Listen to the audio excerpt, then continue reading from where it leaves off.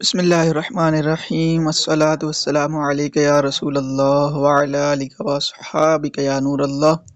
آج ہم انشاءاللہ الکریم حروف کے مخارج یہ سیکھیں گے، اور مخارج کہتے کسے ہیں یہ بھی سیکھیں گے۔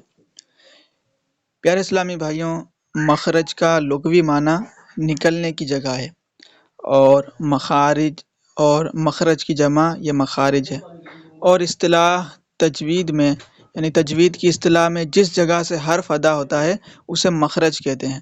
مخارج کی تعداد کے بارے میں ائمہ کرام یعنی امام صاحبان کے مختلف اقوال ہیں۔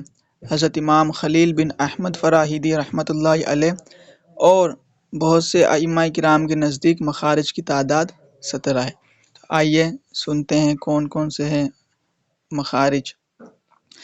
سب سے پہلے ہے حروف حلقیہ، یعنی جو حلقی مخرج ہیں، حلق سے ادا ہوتے ہیں۔ حروف حلقیہ 6 ہیں: حمزہ، ہا، عین، حا، غین، خا۔ حمزہ ہا، اس کا مخرج حلق کے نیچے والے حصے سے یہ دونوں ادا ہوتے ہیں۔ عین حا، یہ حلق کے درمیان والے حصے سے ادا ہوتے ہیں۔ غین خا، یہ حلق کے اوپر والے حصے سے ادا ہوتے ہیں۔ اب ہیں لسانی مخارج، یعنی وہ حروف جو زبان سے ادا کیے جاتے ہیں۔ آئیے سنتے ہیں۔ سب سے پہلے ہیں حروف لہویہ، یہ 2 ہیں: قوف اور کاف۔ قوف کا مخرج زبان کی جڑ اور تالو کے نرم حصے سے ادا ہوتا ہے۔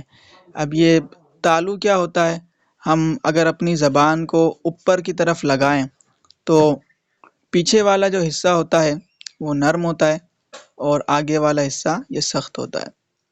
کاف زبان کی جڑ اور تالو کے سخت حصے سے ادا ہوتا ہے۔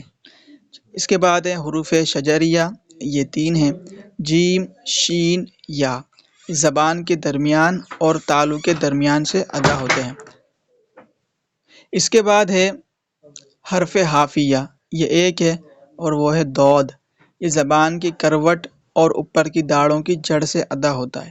اس کے بعد ہے حروف طرفیہ، یہ بھی 3 ہیں: لام، نون، را۔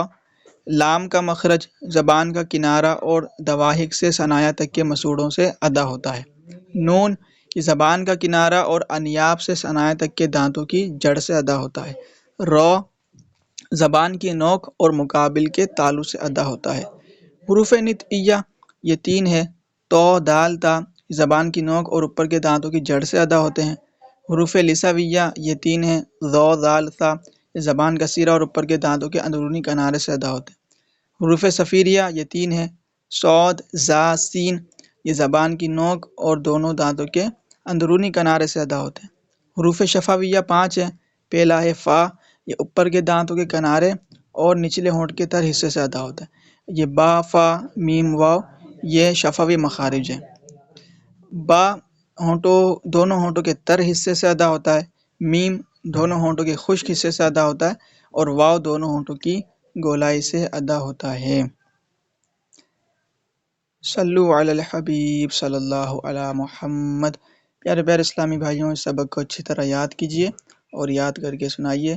اللہ پاک ہمیں یاد رکھنے کی توفیق عطا فرمائے۔ آمین بجائے نبی الامین صلی اللہ علیہ وسلم۔